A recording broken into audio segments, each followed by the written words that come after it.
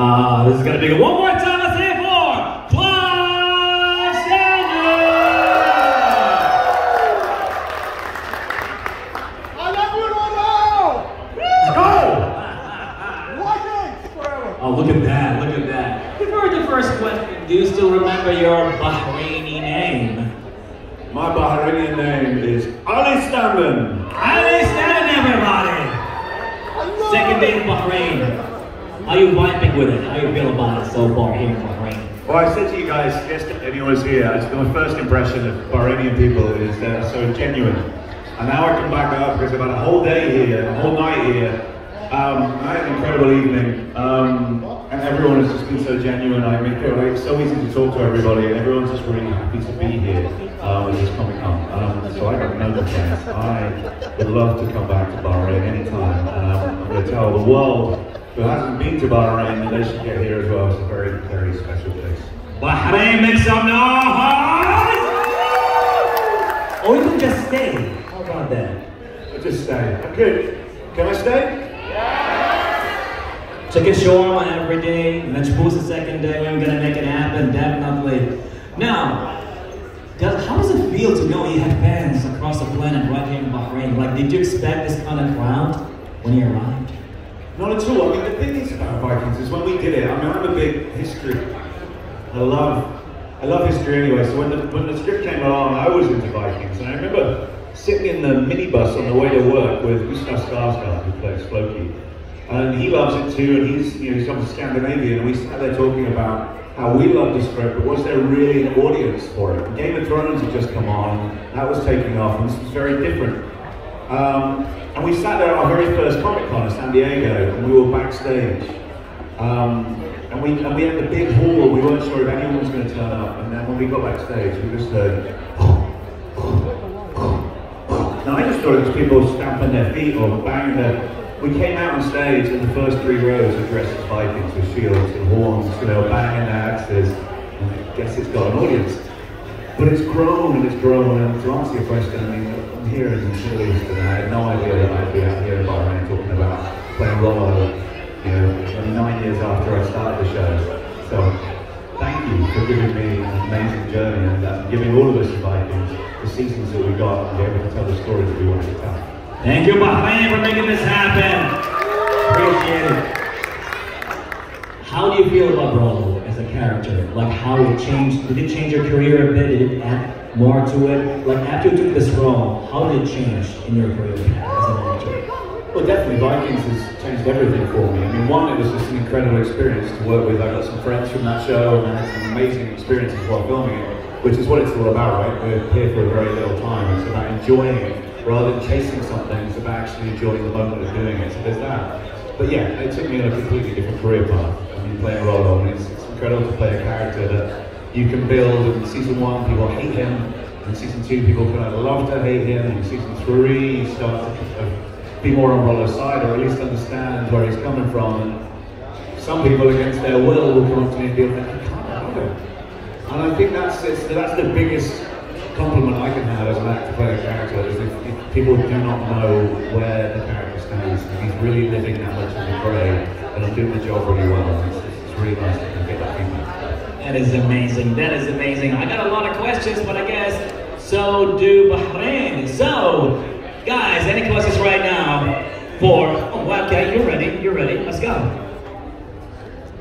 Can you please take for me a BAHRAIN? How about the meet and greets, huh? Get to be in the meet and greet, right? Question? Vikings, let's go.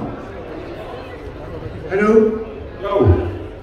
What do you think about Ragnar's death in the end? Ragnar's death in the end. Yeah. So, we were just talking about that last night. I mean, it's really sad. It's kind of what happened in history within reason, because a lot of Ragnar's story is mythical. A lot of it comes from the sagas, so no one really knows how he died. But in the sagas, that's how Ragnar Lothbrok met his end.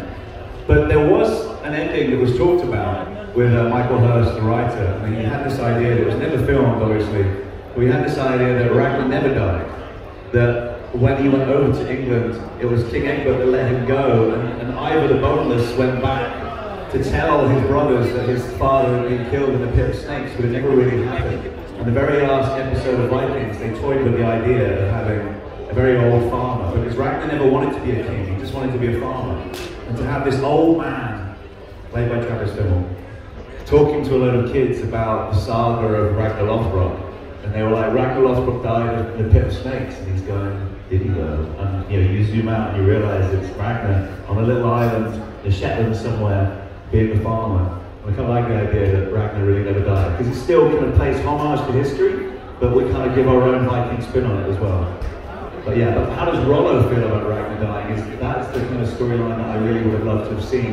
The one thing I think my character missed was not, I mean, we couldn't have built all the sets in France just to have this one scene, but I really wanted to see Rollo's reaction to Ragnar's death. You know, we saw the sons, but we didn't see, you know, the brother and how he would have responded to that. Right, right, very interesting. Next question. Hi Clive, happy to have you here, my friend. One question. Out of all the props, weapons, armor pieces that were used in Vikings, did you take any of them home? I told you I'd have to kill you. Yes, I do. But I actually I've got some stuff at home that I really keep dear to my heart. But I also took quite a lot of stuff because I've now realised, because the show has become really popular, that I can give some of it away to charity. Because when I realised that when we were filming, that they would have mounds of shields and things, and then people were like, what are you doing with those shields? And I'm like, we're burning them. They would just smash them up and throw them away because they didn't want them all to get out. You know? So we were kind of, I don't know, what's the kind of appropriate word? We were just relocating them for a different cause. It was like Robin Hood taking from the rich to give to the poor. But yeah, I have a few things. If you tune into Vikecast, our podcast we have, the Viking podcast, we have an episode where we actually talk about all of the different props that all the different characters got to take or borrow or steal. So check it out on the Vikecast. That's pretty cool. That's pretty cool. Question over here, sir. I have a question. Which was the scariest moment of cast that's happened? The scariest moment of filming? Yes. A very scary moment for me was when Rollo on the Battle of Paris, when I climbed the siege towers and I get knocked off the tower into the moat, into the water. I did that stunt. And it was pretty scary because the first time I do it, I'm on top of the siege tower, and they set up a big crane camera because they want to follow me falling. So I'm falling down like this, and they want the crane to get my reaction. So they told me just make a couple of swims in the fight, and then when we say go, then just leap backwards and fall into the water. And I fall, and I don't know if anyone's ever jumped into a swimming pool and done a belly flop, and you hurt your tummy. Well, imagine doing that backwards on your back. So back slaps the water. And I remember going under the water, and they said, look, try and stay under the water, hold your breath, because we want it to look like Rollo's dead. So we want him to just disappear under the water. So I remember when I hit the water, all of the air came out of my lungs, and then I'm underwater with no air in my lungs, trying to hold myself in there. All I can see is lights and shadows. I see this really big shadow coming towards me, and it's Franklin Henson, our stunt coordinator, he's a big guy. I come out of the water thinking they must have pull cut, and he goes like this, I think he's going to pull me out of the water, and he goes, you got another one in you? And what I'd done is I'd thrown myself back so far off of the wall, the camera that I got was an image of my crotch. I pulled myself completely out of the frame, and they're like, yeah, we just got Rollo's crotch, so we need to do it again. So then this is the point, so the second time I did it, they said, well, we don't want you to fight because that's what made you throw yourself back too far. When we say action, we want you to just fall back like this. Okay. Like the thrust exercise, but only 25 feet up in the air. Fun. Terrifying. And then once you've done it once, and you know that you're going to hurt yourself on the water, and then you're literally falling going, 1,000, 2, 1,000, 3, 1, where's the water? Wow! But the shot looks great, and now I can talk about it, and I'm still here, but it was pretty scary. Awesome, awesome. Let's say one more time for Clive, everybody. Next question. How can you relate yourself with your character? How can you relate yourself with your character? how can I relate myself with my character? Well, I have brothers. But the thing is, with any character I play, I have to find a reason to play him, and I have to find the good, the dark, and I have to ask really big questions about myself, and I have to put them up there on the screen for you guys to judge him. That's the important thing, is I can never judge my character. I have to just justify what he does, and then find a reason and put myself in his shoes. How do I relate to him? I relate to him because he has a real fire in his belly, and he never gives up on anything. And the thing about Rollo that you can never take away from him is that every time he falls, he always reinvents himself and he gets back up. He learns. And a character that learns and constantly tries to better himself and take responsibility for his actions is a very interesting character to play as an actor. Because he's limitless. You can go so far. You can reinvent the character in a TV show. Because you never know if you're going to play him for 10 episodes or 70 episodes. So that's a really good thing to do. But yeah, he never gives up on anything. So that's how I relate to him. Okay, wow. There you go. There you go. Next question, sir. Okay, there was kind of like an unspoken thing with Rollo and Lagatha and Beyond. And I have this theory that Beyond was really Rollo's son. Can you confirm or deny that? Well, there was no paternity tests back in the 19th century, so I can't confirm it for sure. But it's clear that there was a relationship between Lagatha and Rollo. And that happened in the very first scene I ever filmed on Vikings. It was the scene between Lagatha, Rollo, and Ragnar walks outside to relieve himself, and then I come over to Lagatha and she says, you're a great warrior, but not so great a man, and she pulls away from me. And the director of that episode said it's clear they had something. And we talked about it for a long time, and Michael, our writer, was like, we're going to play with this idea that Rollo was bringing up Björn from afar. But the real storyline, when I come back and I confront Björn and say, I'm your father, the storyline was more about, because he has his mother's looks, he has Rollo's build, but he acts like Ragnar. And the point of that is, like, my own dad left when I was 8, I haven't seen him. And I had a man bring me up who is my father, and he has been an amazing man since I was 8, and he's made me into the man I am today. So the point is, Rollo might be his father, his biological father, but Ragnar is his dad, because it takes, anyone could be a father, it takes a strong man to be a dad. Wow. And I think that was the storyline of his show, is that who does he act like? Who is he like? And he acts like Ragnar. That's pretty strong. Next question, right here. Hi, first of all. Can you act out your best line in Vikings? Do you want it in Old Norse or English? Norse. Snarlavat. Oh. Snarlavat. Dratlunuk. Drapunfal och Bendimanjal. Which means it's a trap. Don't trust them. Let's just kill them and be done with them. How long did it take you to get that language, to be fluent in it? It's tough, right? It's like learning Klingon. None of it makes any sense. But you have to take it seriously, because in Iceland, they still speak some of it. So I've had Icelandic people come up to me and go, oh, it's not how you say it. You said something completely different about goats. But yeah, it's great. I mean, we had a historical advisor and we had a dialect coach. And they took it really seriously. We had old Franconian, so when Rollo was in France, it wasn't French I was speaking, it was Old Franconian, which is more Germanic sounding, it's a German sounding language, and it hasn't been spoken for hundreds of years. So all the historians were getting really excited about the fact that we were having this in our show. But it's tough, and it's hard to retain it as well, when you don't really have any context. You use it with your friends sometimes? You just go Norse all the time just to have fun? Next question. Hi Clive, how are you? And welcome to Bahrain.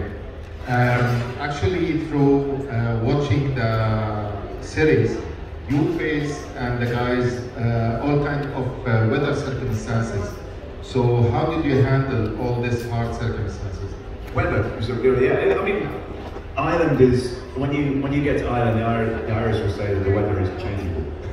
It really is changeable in a day. You can walk up a mountain in the sunshine, be at the top of a mountain in a hailstorm, and walk down it in a thunderstorm. It's crazy, all in the same day.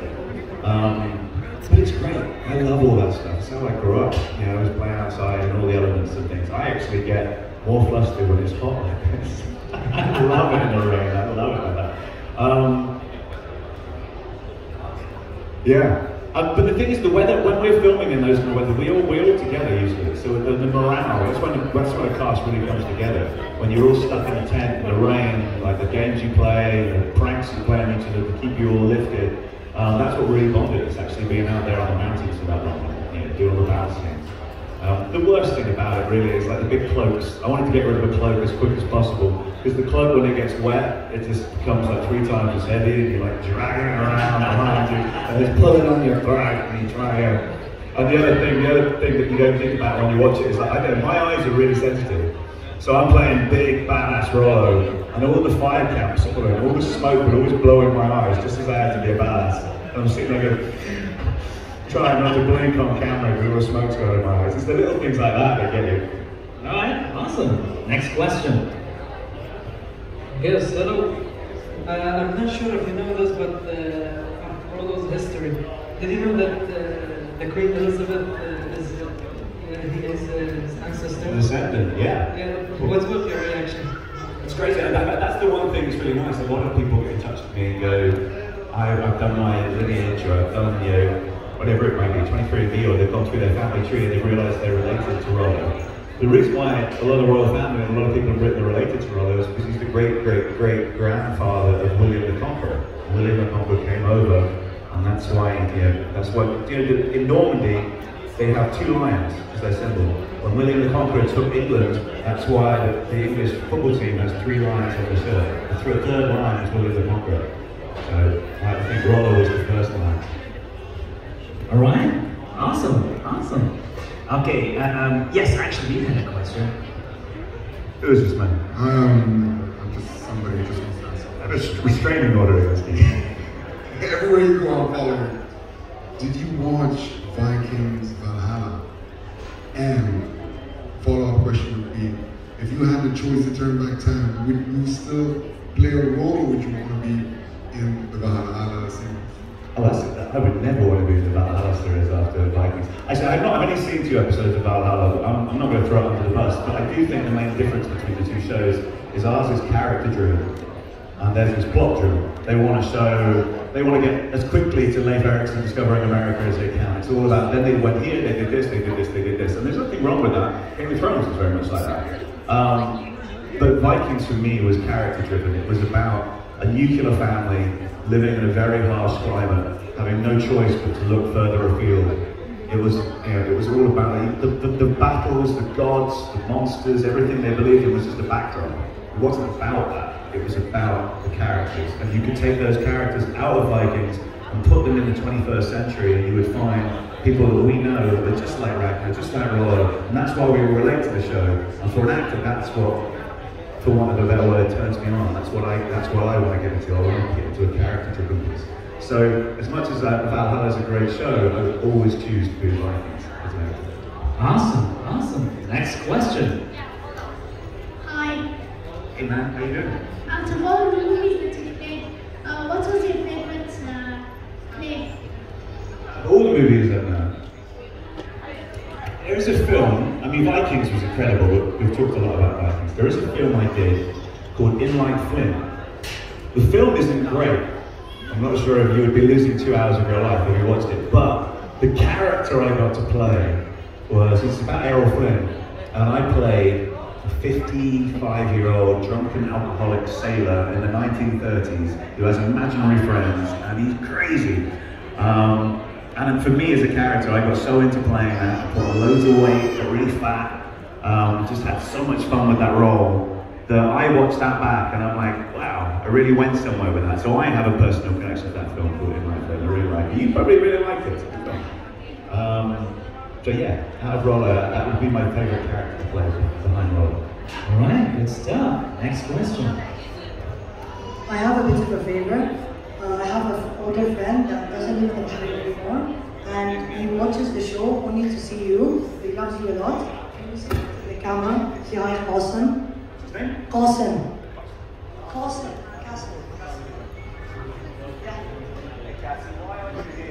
A BAHRAIN Comic Con on stage. Everyone say hello! You really miss brother, but I say this to you. Oh, until you overturn clamor with a heart of steel. Cold is the ocean's spring. Death is on its way.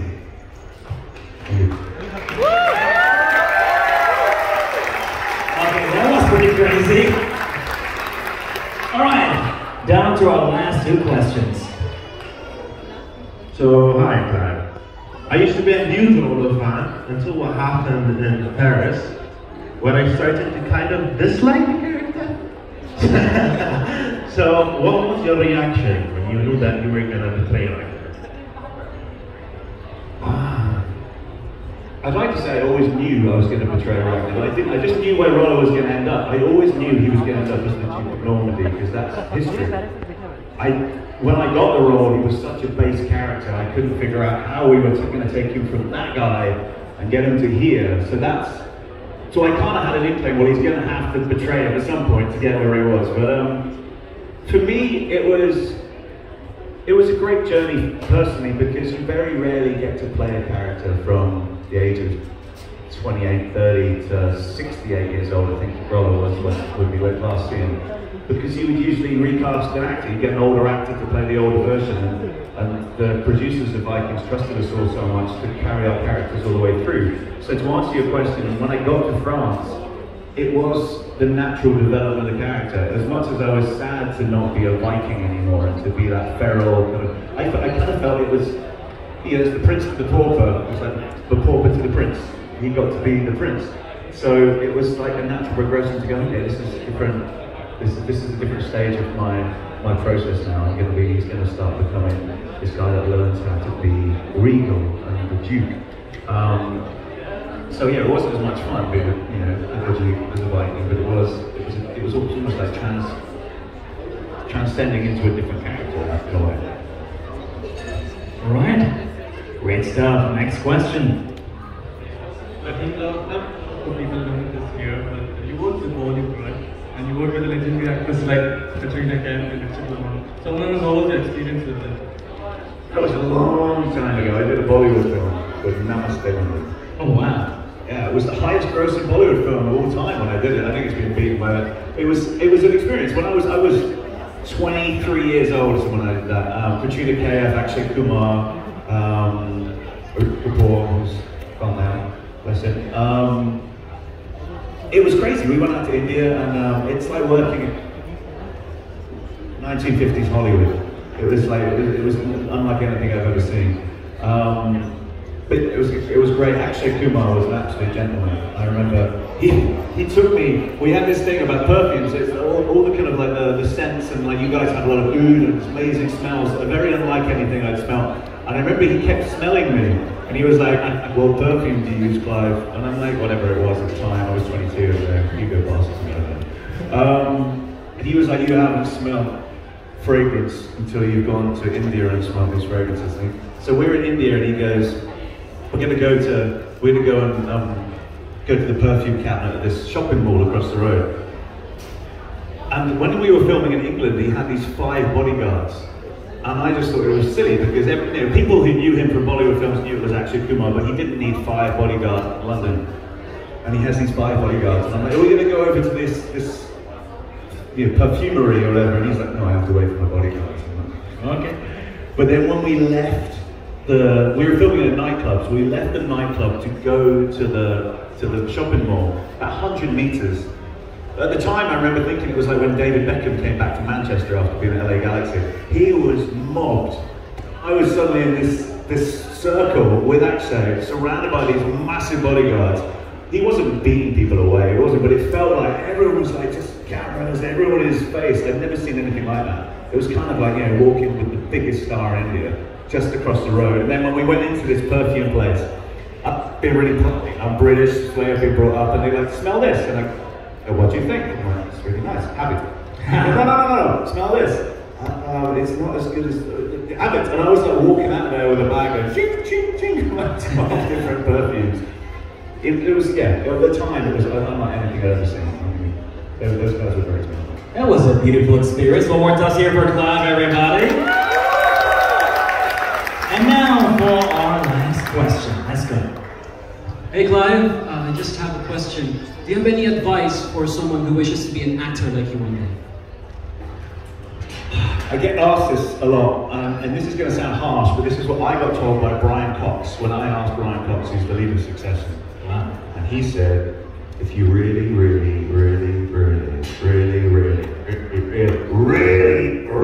to act, don't. But if you have to,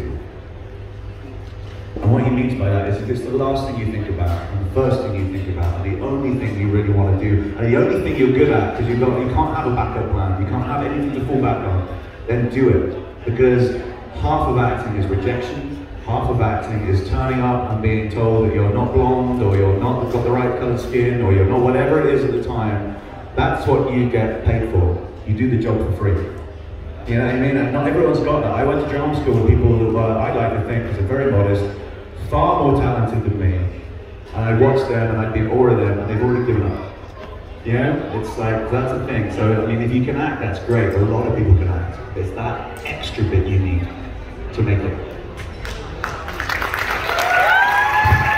That was pretty strong. All right, BAHRAIN, one, here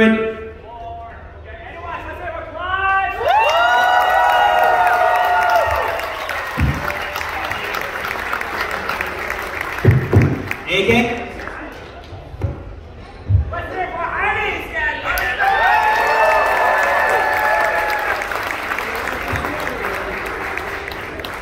Well, let's see. Okay, this one works. Okay, one more time. He's still walking. Let's hear for Clive Standen.